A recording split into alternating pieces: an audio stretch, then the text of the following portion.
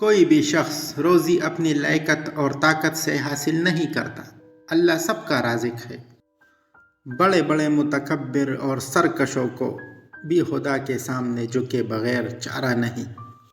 جیسا سلوک تو مخلوق خدا سے کرے گا ویسا ہی سلوک خدا تیرے ساتھ کرے گا۔ جس مظلوم کو بادشاہ سے انصاف نہ مل سکے اسے خدا انصاف دلاتا ہے۔ آخرت میں نیکیوں کے مطابق مرتبے ملتے ہیں، اس لیے نیکی کرو۔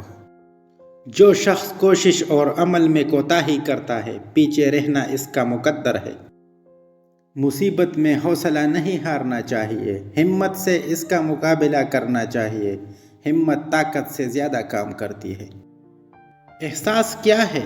دوسروں کی تکلیف کو اپنی تکلیف سمجھنا احساس ہے۔ آدمی وہ ہے جس کی ذات سے دوسروں کو فائدہ پہنچے، ورنہ پتھر ہے۔ نیکی کرنے والا نیکی کا صلہ ضرور پاتا ہے۔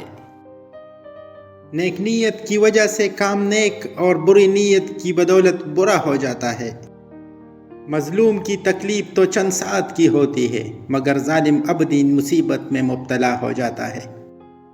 نصیحت اگرچہ ناخوشگوار ہوتی ہے لیکن اس کا انجام خوشگوار ہوتا ہے۔